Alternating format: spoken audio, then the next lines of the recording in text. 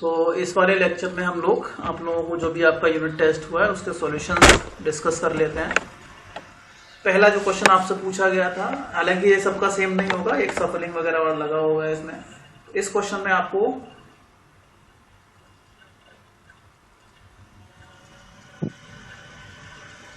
Answer जल्दी से बताओ भाई। Non ferrous materials are the materials having, अब देखो मैंने दिया था वहां पे फेरस, तो यहां मैंने कर दिया नॉन फेरस। तो नॉन फेरस में क्या नहीं होता है सर? नेटवर्क प्रॉब्लम हो रही सर किधर? हाँ तो वो तो हमारी तरफ भी हो रही थी।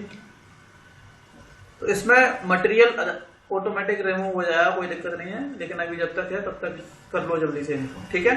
तो इसमें क्या होता है, material other than iron as main constitute. Iron वाला जिसमें आयरन होता है वो फेरस होते हैं, ठीक है, फेरस होते हैं। दूसरा क्वेश्चन पूछा गया था, the product obtained after the blast furnace. तो ब्लास्ट फर्नेस के बाद कौन मिलता है, हमें कौन सा प्रोडक्ट मिलता है? पिग आयरन मिलता है, ठीक है। जैसे हमारे पास ओर होता है आयरन का, ब्लास्ट फर्नेस में डालेंगे तो पिग आयरन मिलता है। इसको फिर अलग अलग फर्नेसेस में हम लोग ट्रीट करते हैं तो अलग अलग ऑब्जेक्ट मिलता है। अगर पिग आयरन को हम लोग कपोला में देखेंगे तो कास्ट आयरन मिलेगा। इसके बाद बेसिमर में देखेंगे तो क्या मिलता है, रॉट आयरन। और अगर इलेक्ट्रिक आर्क फर्नेस और बाकी दूसरे जो हो गए तो यहाँ पे हमें स्टील मिलता है, ठीक है। एक बात और मैं आप लोगों को बता दे रहा हूं, स्टील प्रोड्यूस करने के लिए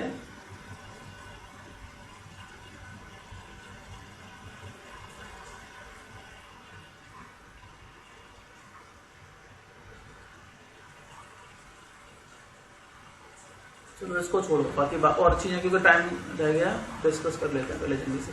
अगला क्वेश्चन है, percentage of carbon in wrought iron. कई बार बता चुका हूं, 99.5% है ना, याद रखना है। इसका ऑप्शन नंबर ये हो गया। अगला जो क्वेश्चन है वो ये वाला, इसका आंसर बताओ। Which of the following acts as a raw material for the production of all kind of cast iron and steel? Obviously pig iron. जो पिग आयरन होता है, अभी मैंने डायग्राम बताया था, वो सारे बाकी टाइप के जो भी स्टील और आयरन होते हैं उनके लिए वो रॉ मटेरियल का काम करता है। अगला क्वेश्चन है, विच of the following having magnetic characteristics और मैग्नेटिक प्रॉपर्टी? डेल्टा में नहीं होती, गामा में नहीं होती, ऑल ऑफ नहीं, अल्फा आयरन, ठीक है। अल्फा फेराइड जो होता है, अल्फा आयरन होता है, फेराइड जो होता है उसके अंदर मैग्नेटिक प्रॉपर्टीज होती है, वो भी टिल 728 डिग्री सेंटीग्रेड तक, 728 या 729 डिग्री सेंटीग्रेड तक, ठीक है, ओके। इसके बाद ये मैग्नेटिक प्रॉपर्टी खत्म हो जाती है, इट वेनिश, फिनिश, समाप्त हो जाती हैं। क्यों? इसको क्या बोलते हैं, इस टेम्परेचर को क्या बोलते हैं फिर बताओ? 728 degree centigrade, Curie temperature, Curie temperature, Curie temperature, ठीक है।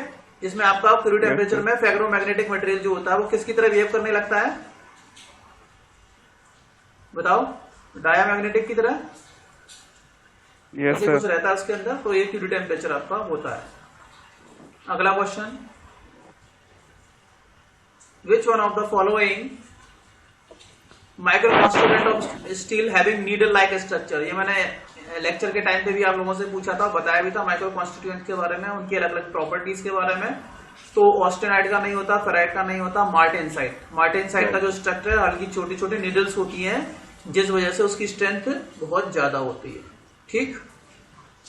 अगला क्वेश्चन देखते हैं, क्या पूछा था। ये क्वेश्चन कहीं ना कहीं पूछे गए हैं, याद रखना। मैं जो भी क्वेश्चन उठाता हूं किसी ना किसी एग्जाम में आए हुए हैं। कुछ क्वेश्चन बनाए जाते हैं, विच one of the following heat treatment process provide more homogenised and refined grain structure? कई बार मैंने आप लोगों को बताया था, कई बार गलती करोगे, मिस्टेक्स होंगी। जब मैंने लेक्चर में पढ़ाया था तब मैंने बोला था कि मिस्टेक नहीं करनी। कौन सा था? What is the name? Normalising. होता तो एनिलिंग में भी है ना, डिफ्यूजन एनिलिंग जो होती है उसमें होता है, लेकिन उतना ज्यादा होमोजेनाइज स्ट्रक्चर नहीं मिलता जितना कि नॉर्मलाइजिंग में मिलता है, ठीक है। अगर नॉर्मलाइजिंग ऑप्शन नहीं होता तो आप एनिलिंग लगा सकते थे। अगला, percentage of carbon in cast iron? केवल 4%, ठीक, 4% होती है। बताओ ये बताओ percentage of carbon in dead mild steel. अब यहाँ पे कंफ्यूजन क्रिएट होता है कि सर डेड माइल्ड स्टील क्या है। एक होता है हमारे पास डेड माइल्ड स्टील, एक होता है माइल्ड स्टील, एक होता है मीडियम कार्बन स्टील, एक होता है हाई कार्बन स्टील, ठीक है, और एक अलॉय होता है। अब इनमें परसेंटेज ऑफ कार्बन कितना कितना होता है बता देता हूं, और इनको कैटेगरी की भी बता देता हूं। कैटेगरी की बात करते हैं। जब हम डेड की बात करेंगे तो देखो माइल्ड का मतलब होता है लो। माइल्ड का मतलब क्या होता है? लो। तो इसको लो कार्बन स्टील बोला जाता है। डेड का मतलब है लो से भी लो, तो ये वेरी लो हो गया, ये वेरी लो हो गया। MCS ये तो मीडियम रेंज में हो गया, और ये हाई रेंज में हो गया, हाई कैटेगरी में आ गया। कार्बन की परसेंटेज ऑफ हाई होगी। तो dead mild steel, mild steel, medium carbon steel और हाई कार्बन स्टील, इसमें 0 अप टू 1.5% कार्बन होता है। इसमें 0.15 से 0.3% होता है, 0.3 से 0.7%, 0.7 से 1.5%, ठीक है। तो ये आपको याद रखनी है चीजें। तो इसका आंसर क्या हो जाएगा? Dead mild steel. क्या आंसर होगा? 0.15 up to 0.15%, option number A. अगला क्वेश्चन,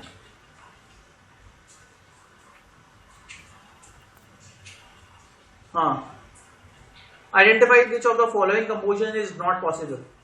तो कंपोजिशन आइडेंटिफाई करने के ऑप्शन नंबर बी, क्योंकि मैंने आपको बताया था कि कार्बन जो आप मैक्सिमम ऐड कर सकते हैं वो 6.67% के आसपास होता है। आप लोगों ने आयरन कार्बन डायग्राम भी देखा होगा।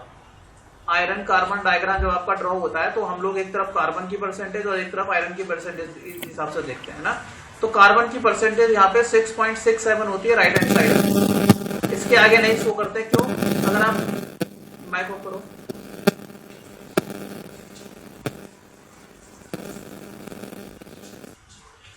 इसके आगे अगर आप कार्बन ऐड करते हो तो वो इसकी सरफेस पे दिखने लगता है, ठीक है, मिक्स नहीं हो पाता। इसीलिए हम कार्बन की परसेंटेज 6.67 से ज्यादा नहीं करते हैं। अगला question, dead mild steel belongs to the following category. तो किस कैटेगरी में आता है dead mild steel? Very low. Very low. और अगर माइल्ड स्टील होता तो लो कार्बन में आ जाता, ठीक है। ये मैंने लेक्चर में बताया था, जिन्होंने लेक्चर लिया होगा उन्हें पता होगा, जिन्होंने नहीं लिया होगा वो ऊपर से ऐसा ऐसा जाएगा। Which one of the following ferrous materials is used in structural work? तो स्ट्रक्चर माइल्ड स्टील। स्ट्रक्चर आप लोगों ने देखा हो कि जो सरिया बनती है ना, रॉड होती हैं, कंक्रीट में रॉड डालते हैं ना। क्यों भाई? कंक्रीट ज्यादातर यही तो कंक्रीट में रॉड वगैरह तो डालते हैं हम लोग। तो वो MS का होता है। MS के अंदर आपको क्यों बनाते हैं माइल्ड स्टील? इसलिए बनाते हैं, बहुत ज्यादा यूज होता है ये। इसका रीजन ये है क्योंकि एक तो पहली बात चीप होता है, और करेक्टरिस्टिक्स प्रॉपर्टी भी बहुत अच्छी अच्छी हमें मिलती है इसमें नेकिंग वगैरह देखने को मिलती है, यील्डिंग वगैरह, ये सारी चीजें हमें देखने को मिलती हैं। ये सारे पॉइंट्स हमें देखने को मिलते हैं, वो बाकी ज्यादातर किसी और में नहीं मिलते हैं, ठीक है। ऐसा कुछ आयरन कार्बन डायग्राम लोगों को पता होगा, ऐसा कुछ ज्यादा है, ठीक। चलिए, तो स्ट्रक्चरल वर्क के लिए हम इसको यूज करते हैं। अगला question, which one of the following materials is used to make springs? High carbon. High carbon steel, ठीक है। स्प्रिंग हो तो भाई इतनी जल्दी ब्रेक ना होना चाहिए। क्यों बनाते हैं भाई हाई कार्बन स्टील को? What is the reason? आपको पता है ये टफनेस पे काम करता है या नहीं करता है? बोलो। टफनेस नहीं, स्प्रिंग में क्या होता है? रेजिलेंस होता है, ब्रेक नहीं होता है इसमें। रेजिलेंस की बात करते हैं, है ना। मैंने रीजन भी दिया था, शायद अगर आप लोगों ने लेक्चर देखा हो तो मैंने रीजन भी दिया था, ऑफलाइन क्लास हुई थी इसकी। मैंने बोला था कि रेजिलेंस ज्यादा होगा। अब आप लोगों को पता है कि जो एनर्जी स्टोर होती है, energy store with in elastic limit की बात करते हैं, ठीक है। तो स्प्रिंग क्या होती है? फेल नहीं होंगी। इलास्टिक लिमिट कितना वो एक तरीके से बात करें कि कितनी एनर्जी वो स्टोर कर सकती है, तो वो किस पर डिपेंड करता है? उसमें सिग्मा YT भी आता है कि नहीं आता है? कोफिशिएंट ऑफ रेजिलेंस पता है ना, 1/2 सिग्मा इंटू एप्सिलॉन, ऐसा कुछ होता है, रिलेशन नहीं होता है। 1/2 इंटू सिग्मा इंटू एप्सिलॉन, ये रिलेशन होता है कि नहीं पढ़ा है? या सिग्मा स्क्वायर अपॉन क्या? यस सर, पढ़ा है। ये पढ़ा है कि नहीं? पढ़ा है सोम में sir. Sigma YT square upon E, ऐसा पढ़ा है कि नहीं? अब याद रखना, जितना सिग्मा Y की वैल्यू ज्यादा होगी सिग्मा वाई टी की वैल्यू जितना ज्यादा होगी, इसकी जो रेजिलेंस होगा, स्ट्रेन एनर्जी स्टोर, ये कितना होगा उतना ही ज्यादा। भाई यही तो होता है मॉडुलस ऑफ रेजिलेंस, क्या होगा सिग्मा स्क्वायर अपॉन 2e, यही होता है। और अगर हम, क्योंकि अगर हम बात करते हैं यील्ड स्ट्रेंथ पे, तो सिग्मा वाई टी आता है यील्ड के अंदर, सिग्मा वाई टी, तो इसकी वैल्यू ज्यादा होती है। इसीलिए हम क्या करते हैं, इसीलिए हम स्प्रिंग जो है हाई कार्बन स्टील की बनाते हैं। केवल जो सिग्मा वाई टी की वैल्यू, मॉडुलस ऑफ इलास्टिसिटी, याद रखना एक और क्वेश्चन है, जो मॉडुलस ऑफ इलास्टिसिटी ई होता है वो सेम होता है फॉर ईच स्टील, हर एक स्टील के लिए सेम होगा। वैल्यू जो चेंज होगी वो सिग्मा वाई टी होगी, यील्ड स्ट्रेंथ की वैल्यू चेंज होगी, ठीक है। अलग अलग टाइप की स्टील के लिए, जैसे आप लोगों ने देखा होगा ये माइल्ड स्टील का ग्राफ जाता है, ये आपका मान लिया मीडियम कार्बन स्टील, ये मान लिया हाई कार्बन स्टील, तो यहाँ पर जो सिग्मा वाई टी की वैल्यू है ना वो ज्यादा होगी। और सिग्मा वाई टी की वैल्यू ज्यादा होने की वजह से ये आपका हाई के लिए हो जाएगी, ये मीडियम के लिए, ये लो के लिए, तो मीडियम लो कार्बन स्टील या माइल्ड स्टील के लिए होगी। तो सिग्मा वाई टी की वैल्यू ज्यादा होने की वजह से ही हम लोग स्प्रिंग जो है हाई कार्बन स्टील की बनाते हैं। This is the basic reason. अगला question, hardness of steel depends upon the presence of what, cementite, है ना, पता होगा कि नहीं। Yes, sir. Iron carbon Yes, sir. Diagram में जब जाते हैं तो 6.67 पे आपको सीमेंटाइट मिलता है, यहां आपका सीमेंटाइट होता है, और यहां पे क्या होता है, फेराइट होता है। सॉफ्टेस्ट, सॉफ्ट जो फॉर्म होती है वो फेराइट होता है, और जैसे जैसे ऐड जाते हैं तो वो सीमेंटाइट की ओर मूव करते हैं, ठीक है। इसमें भी यहाँ एक अलग अलग रेंज आती है। परलाइट होता है, तो परलाइट में क्या होगा, फेराइट होता है और सीमेंटाइट होता है, फेराइट और सीमेंटाइट, वो अभी क्वेश्चन आगे आ जाएगा। अगला, following material is used to make the bed of the cutting machines, obviously कौन सा आंसर होगा, grey cast iron. Grey cast iron. कौन सी प्रॉपर्टीज होती है, डैम्पिंग प्रॉपर्टी होती है इसके अंदर। डैम्पिंग का मतलब हो गया shock absorbing property,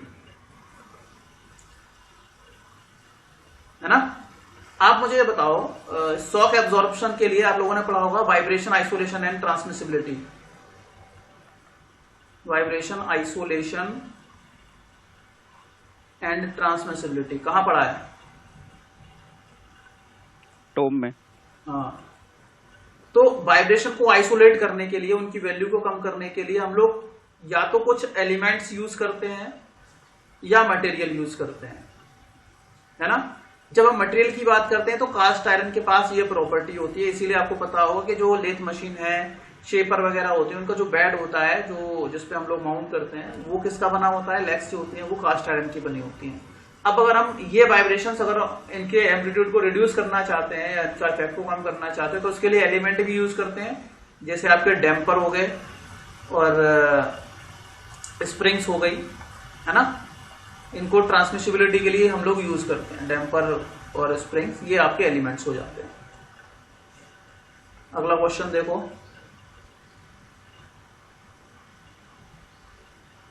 carbon present in grey cast iron in the form, किस फॉर्म में प्रेजेंट होता है कार्बन ग्रे कास्ट आयरन में, फ्री फॉर्म, फ्री फॉर्म में, है ना, फ्री फॉर्म में। अब पता कैसे करेंगे कि ये cast iron, grey cast iron है। कास्ट आयरन का कोई ब्लॉक हो, ठीक, उस ब्लॉक पे आप अपनी उंगली रब करके देखना, फिंगर, क्या करोगे, अपनी फिंगर को रब करके देखोगे। फिंगर रब करने के बाद इस तरीके से रब करोगे तो ये जो ग्रेफाइट होता है, ग्रेफाइट जो होता है ग्रे कलर का होगा। आपकी जो उंगली होगी ना, फिंगर, वो आपकी ग्रे कलर की हो जाएगी, ग्रे कलर की हो जाएगी, तो आप आइडेंटिफाई कर सकते हैं ग्रे कास्ट आयरन होता है, ठीक है। इसमें ग्रेफाइट फ्री फॉर्म में होता है। और एक और बात, ये जो आपका ग्रेफाइट है, इसके पास कौन सी प्रॉपर्टी होती है, याद है किसी को, ग्रेफाइट के पास एक प्रॉपर्टी और होती है, कौन सी प्रॉपर्टी होती है, कहीं कहीं हम इसको यूज करते हैं, लुब्रिकेशन, सॉलिड लुब्रिकेशन में आपका ग्रेफाइट भी आता है, याद है कि नहीं, कुछ पता है कि नहीं। पेंसिल जो आप यूज करते हैं, उस पर आप अपने फिंगर रब करोगे तो वो ग्रे ग्रे कलर का हो जाता है कि नहीं, वो ग्रेफाइट की वजह से होता है, और वो स्लाइडिंग नेचर का होता है, इसीलिए हम उसको लुब्रिकेशन की, लुब्रिकेंट की तरह भी यूज करते हैं। ये भी क्वेश्चन बन सकता है, पूछा भी गया है कहीं, मुझे याद नहीं है, लेकिन पूछा भी गया है। अच्छा, अगर व्हाइट कास्ट आयरन की बात करेंगे तो उसमें क्या होता है, फ्लेक्स होती हैं, कंबाइंड फॉर्म में आपका रहता है, फ्लेक फॉर्म में रहता है। व्हाइट कलर सीमेंटाइट की वजह से उसका होता है। इसका बताओ परसेंटेज। 0.7। 0.7%। ये 18 क्या बता रहा है, टंगस्टन, ये 4 टंगस्टन। Chromium, 1 vanadium. ये भी पता होना चाहिए। अगला बताओ, white cast iron shows white colour fracture due to the presence of carbon in the form of, तो कार्बन किस फॉर्म में प्रेजेंट होता है, सीमेंटाइट। सीमेंटाइट। कंबाइंड फॉर्म होती है ये, कंबाइंड फॉर्म है ना, प्योर कार्बन नहीं होता, ये कंबाइंड फॉर्म में होता है। Fe3C होता है ना, सीमेंटाइट का फॉर्मूला क्या होता है, यही होता है Fe3C है ना। सीमेंटाइट का वो क्या होता है, स्ट्रक्चर,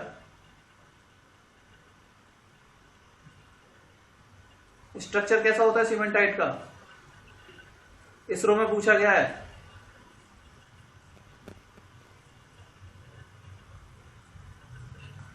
हाँ जी,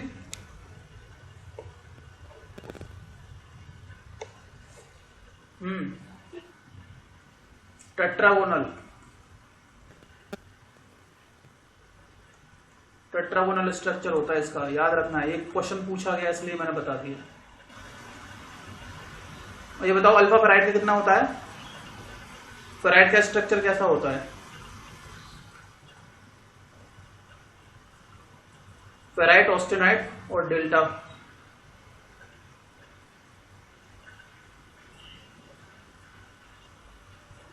हाँ, कैसा कैसा स्ट्रक्चर होता है सर? फेराइट का BCC होता है। इसका FCC। इसका BCC। BCC। तो याद रखना है FAD।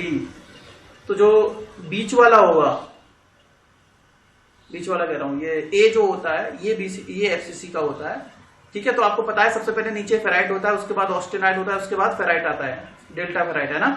आयरन कार्बन डायग्राम में ऐसे तो बनता है, फिर अल्फा फेराइट, ऑस्टेनाइट और डेल्टा फेराइट ये होते हैं। तो BFB इस तरीके से याद रख लेना है, ओके। बीच वाले वर्ड से फेसबुक बन जाएगा दोनों तरफ, चाहे ऊपर लो या नीचे दो,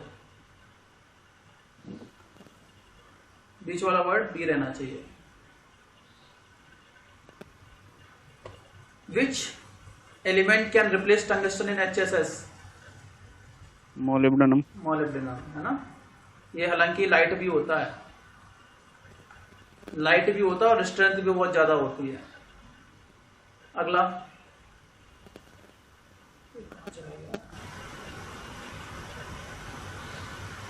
Which of the material can added into the steel to improve its fatigue strength? हाँ भाई, सर यही गलत हुआ है।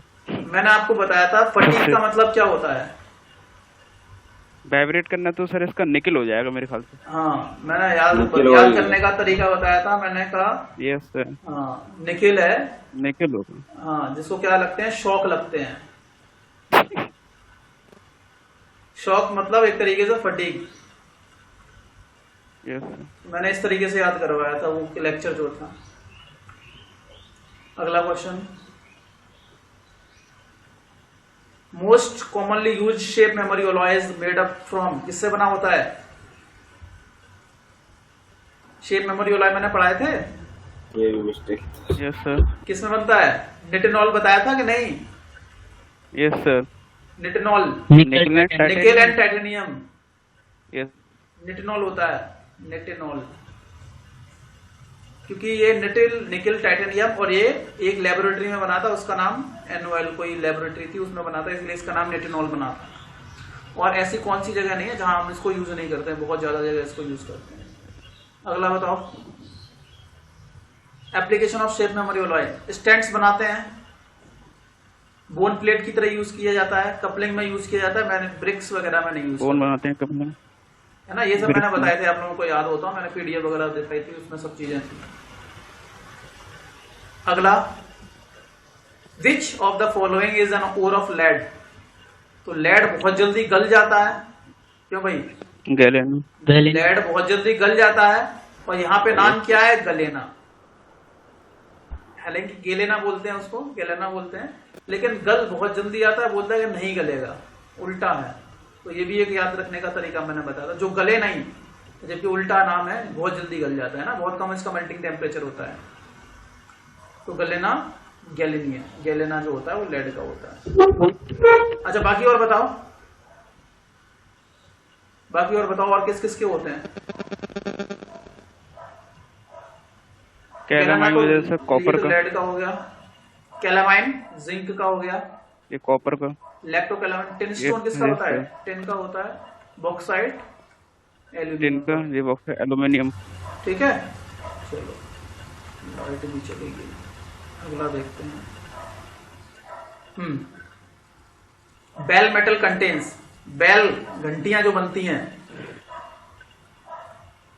80 कॉपर 20 टिन। 80 कॉपर 80-20, ठीक % कॉपर है। हाँ, यस 80% कॉपर 20% टिन के आसपास होता है। गुड। अगला बताओ, German silver contains, no silver. No silver. ये मैंने बताया था कि नाम लिखा होता है जर्मन सिल्वर, जब भी ऐसा देखने को मिले समझ जाओ कि कुछ नहीं है इसके अंदर। ये क्वेश्चन पूछा गया ऐसा सीधे कई बार। 0% सिल्वर होता है, ठीक है। Yes sir.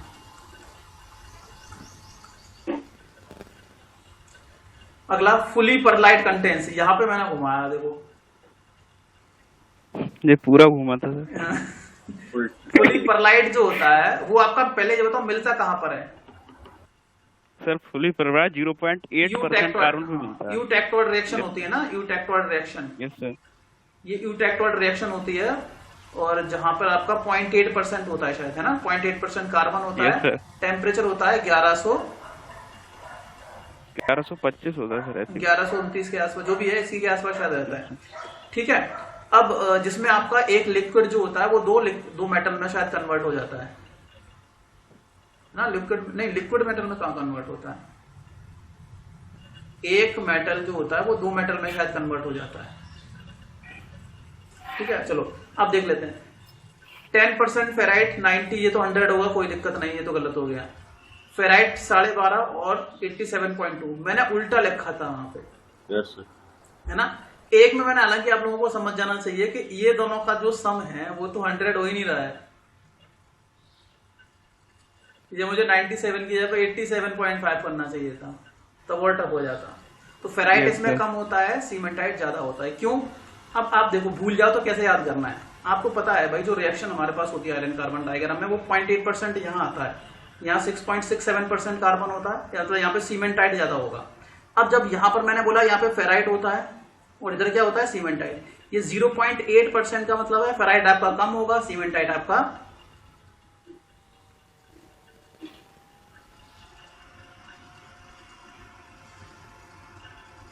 उल्टा लिखा है क्या?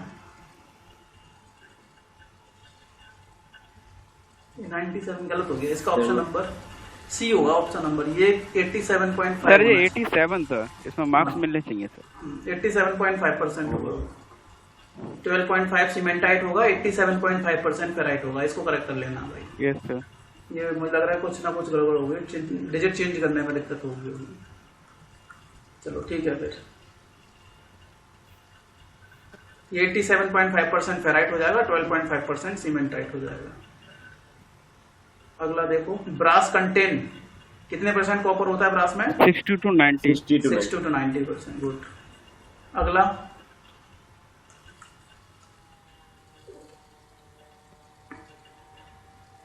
Adding nitrogen and carbon, process of adding nitrogen carbon. तो पहले सी लिख दो, फिर एन लिख दो, क्या बन गया? साइनाइड, है ना। साइनाइड बन गया ना, ये तो साइनाइडिंग हो जाएगा प्रोसेस। नाइट, एन से नाइट्रोजन, सी से कार्बन, तो साइनाइडिंग बन गया। नाइट्राइडिंग में क्या होता है? नाइट्राइडिंग में नाइट्रोजन ऐड करते हैं। हाँ, नाइट्राइडिंग में नाइट्रोजन, और कार्बोराइजिंग में कार्बन, और साइनाइडिंग में दोनों ऐड करते हैं। अगला ये बताओ, toughness is greatly improve by which of the following heat treatment process? Tempering. हाँ, इस बार ये पूछा गया था क्वेश्चन, उसमें गेट में आया है। सर। हाँ, गेट में आया था, मैंने बोला कि टफनेस में टी आ रहा है, टेम्परिंग में टी आ रहा है, तो टफनेस जो इंप्रूव होती है वो टेम्परिंग से होती है। होती तो बाकी और प्रोसेस से भी है, एनिलिंग से भी होती है टफनेस इंक्रीज, लेकिन जब अगर बेसिकली टफनेस ही पूछा जाए और ये ऑप्शन ना हो तो टेम्परिंग लगाना है। ठीक है, ओके, यस सर। खत्म हो गए सारे क्वेश्चन। चलिए ठीक है, तो ये यहीं फिनिश कर देते हैं।